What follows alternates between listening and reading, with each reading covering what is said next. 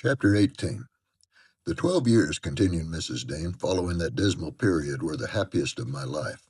My greatest troubles in their passage rose from our little lady's trifling illnesses, which she had to experience in common with all children, rich and poor.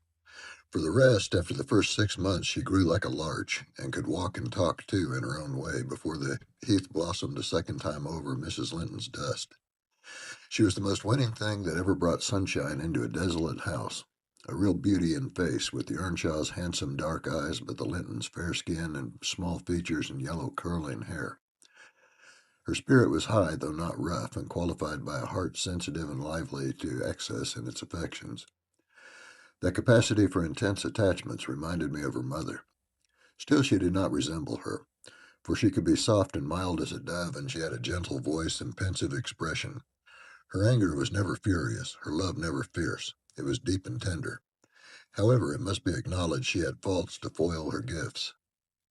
A propensity to be saucy was one, and a perverse will that indulged children invariably acquire, whether they be good-tempered or cross. If a servant chanced to vex her, it was always, "I shall tell Papa," and if he reproved her even by a look, you would have thought it a heartbreaking business. I don't believe he ever did speak a harsh word to her. He took her education entirely on himself and made it an amusement. Fortunately, curiosity and quick intellect made her an apt scholar. She learned rapidly and eagerly, and did honor to his teaching. Till she reached the age of 13, she had not once been beyond the range of the park by herself. Mr. Linton would take her with him a mile or so outside on rare occasions, but he trusted her to no one else. Gimmerton was an unsubstantial name in her ears. The chapel, the only building she had approached or entered except her own home.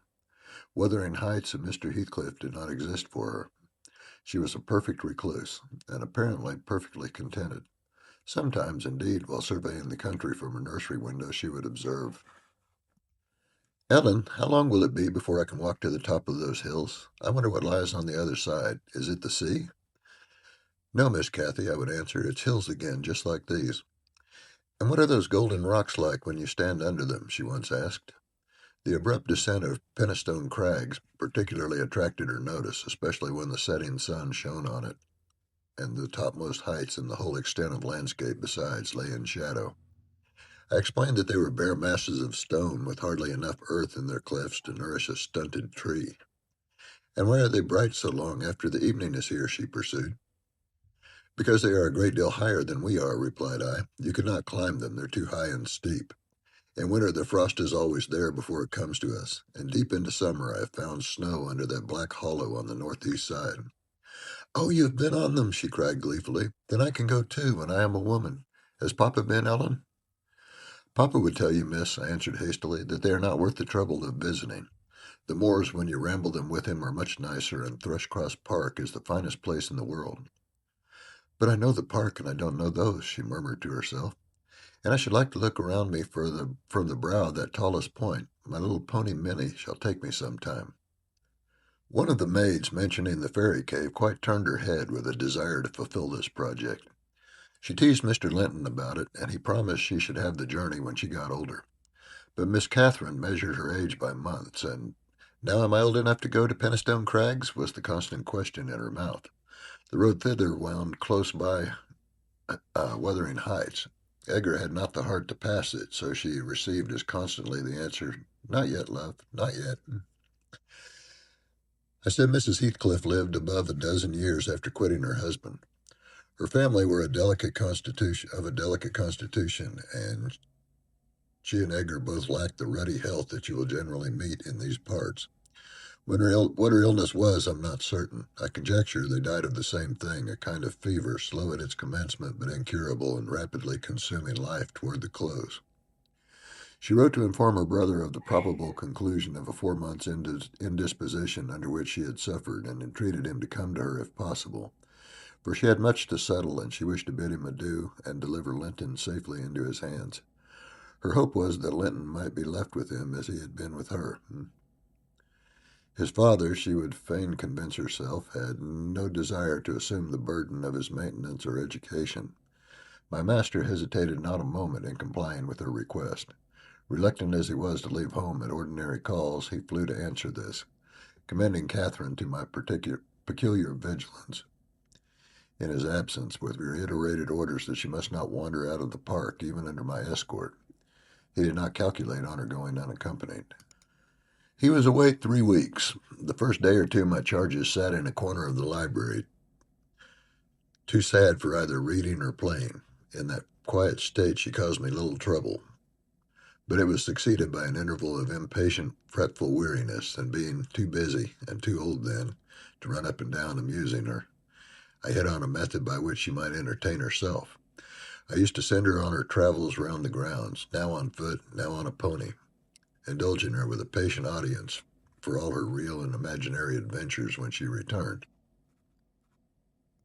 The summer shone in full prime, and she took such a taste for this solitary rambling that she often contrived to remain out from breakfast till tea, and then the evenings were spent in recounting her fanciful tales. I did not fear her breaking bounds, because the gates were generally locked, and I thought she would scarcely venture forth alone if they had stood wide open. Unluckily, my confidence proved misplaced. Catherine came to me one morning at 8 o'clock and said she was that day an Arabian merchant going to cross the desert with his caravan, and I must give her plenty of provision for herself and beasts, a horse and 3 camels, personated by a large hound and a couple of pointers. I got together good store of dainties and slung them in a basket on one side of the saddle, and she sprang up as gay as a fairy, sheltered by her wide-brimmed hat and gauze veil from the July sun, and trotted off with a merry laugh, mocking my curious counsel to avoid galloping and come back early.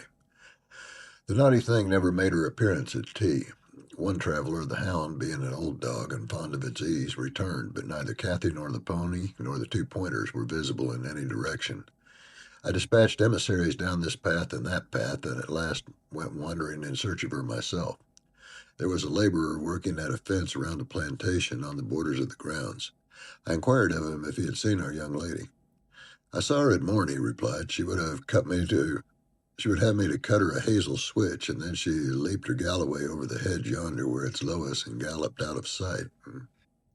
You may guess how I felt at hearing this news. It struck me directly she must have started for Penistone Crags. "What will become of her?" I ejaculated, pushing through a gap which the man was repairing and making straight to the high road. I walked as if for a wager, mile after mile, till a turn brought me in view of the heights, but no Catherine could I detect, far or near. The crags lie about a mile and a half beyond Mr. Heathcliff's place, and that is 4 from the Grange, so I began to fear night would fall ere I could reach them. And what if she should have slipped in clambering about them, I reflected, and been killed or broken some of her bones? My suspense was truly painful, and at first it gave me delightful relief to observe, in hurrying by the farmhouse, Charlie, the fiercest of the pointers, lying under a window with swelled head and bleeding ear. I opened the wicket and ran to the door, knocking vehemently for admittance. A woman whom I knew, who formerly lived at Gimmerton, answered. She had been a servant there since the death of Mr. Earnshaw. "Ah," said she, "you are come a-seeking your little mistress? Don't be frightened. She's here safe, but I'm glad it isn't the master." "He isn't at home, then, is he?" I panicked, quite breathless and with quick walking and alarm. "No, no," she replied. "Both he and Joseph are off, and I think they won't return this hour or more. Step in and rest you a bit." I entered and beheld my stray lamb seated at the hearth, rocking herself in a little chair that had been her mother's when a child.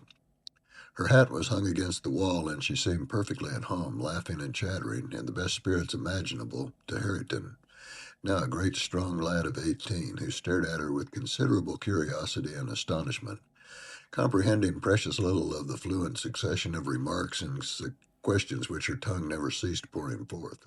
"Very well, miss," I exclaimed, concealing my joy under an angry countenance. "This is your last ride till papa comes back. I will not trust you over the threshold again, you naughty, naughty girl." "Aha, Ellen," she cried gaily, jumping up and running to my side. "You shall have a pretty story to tell tonight. So you've found me out. Have you ever been here in your life before?" "Put that hat on and come home at once," said I. "I'm dreadfully grieved at you, Miss Cathy. You've done me terribly wrong. It's no use pouting and crying. That won't repay the trouble I've had scouring the country after you. Think how Mr. Linton charged me to keep you in, and you stealing off so. It shows you are a cunning little fox, and nobody will put faith in you any more." "What have I done?" she sobbed, instantly checked. "Papa charged me nothing. He'll not scold me, Ellen. He's never cross like you." "Come, come," I repeated. "I'll tie the riband. Now let us have no petulance. Oh, for shame! You're 13 years old and such a baby." This exclamation was caused by her pushing the hat from her head and retreating to the chimney out of my reach. "Nay," said the servant, "don't be hard on the bonny lass, Mrs. Dean. We made her stop. She'd fain have ridden forwards, afeard you should be uneasy. Hareton offered to go with her, and I thought he should. It's a wild road over the hills." Hareton, during the discussion, stood with his hands in his pockets, too awkward to speak, though he looked as if he did not relish my intrusion. "How long am I to wait?" I continued, disregarding the woman's interference. "It will be dark in 10 minutes. Where's the pony, Miss Cathy? And where is Phoenix? I shall leave you unless you be quick, so please yourself." "The pony is in the yard," she replied, "and Phoenix is shut in there. He's bitten, and so is Charlie. I'm going to tell you all about it, but you're in a bad temper, so don't deserve to hear."